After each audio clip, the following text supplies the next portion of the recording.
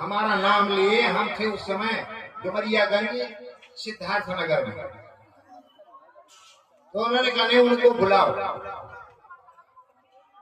तो ये लोग हमारे पास संदेशा पहुंचे कि आपको महाराज बुला रहे हैं। तो हमने कहा कि नहीं, उनसे पूछ ले, हमको किसी विवाद में न डालें, किसी दूसरे को बुलाना चाहते हो तो उनको बुला लें।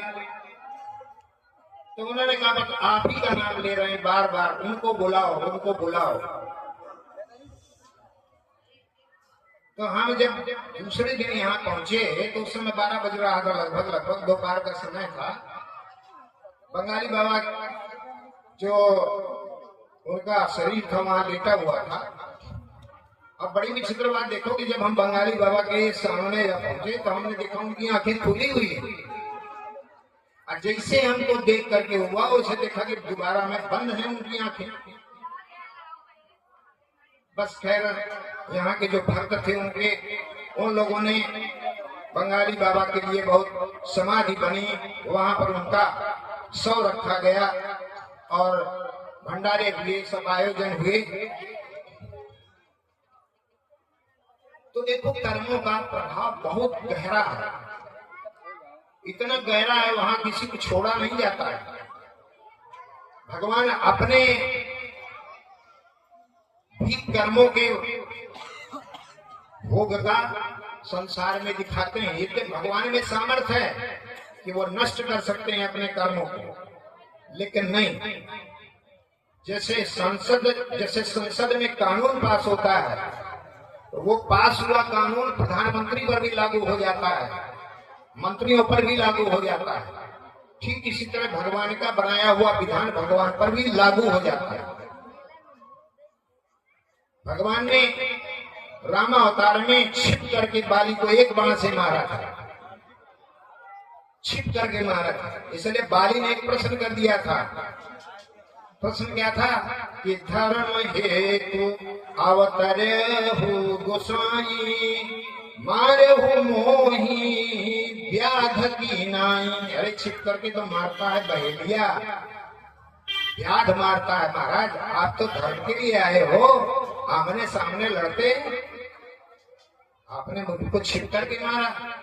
इसका उत्तर जानते हो, भगवान ने इसको स्वीकार किया है। हाँ, मुझसे ये भूल हुई, मैंने ये किया है। अब मुझसे ये भूल हो गई, मैंने किया, तो कहो तो मैं तुम्हारे शरीर को पहले जैसा फिर से कर दूं। अब यही तो मैं स्वीकारी थी कि तुम मुझसे कोई चीज टूट गई हो, अब कोई कहे भैया तुमने तोड़ा है, तो तुम कह दो हाँ टूट तो गई भाई, अब तो टूट गई तो भाई दूसरी चीज ले लो हमसे। लेकिन उसी समय बाली ने कहा नहीं नहीं नहीं प्रभु,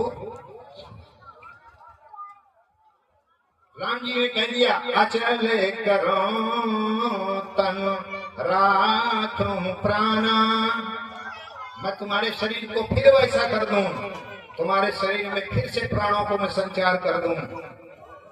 लेकिन उसी समय बाली कहा सुन कृपा निधाना। बाली ने कहा नहीं प्रभु, अरे ऐसा अवसर कहाँ मिलेगा, ये शरीर तो एकदम छूटेगा, आपको देखते देखते मेरा ये शरीर छूट जाए प्रभु। बस भगवान ने उसी समय वस्तु कहा, उनका शरीर छूटा। वही बाली कृष्ण अवतार में बहेलिया बना। जब अंत समय आता है भगवान कृष्ण का कि अपनी लौकिक लीला को समझ करके भगवान परलोक जाने वाले हैं, अपने धाम को जाने वाले हैं, तो उसी समय लीला घटती है।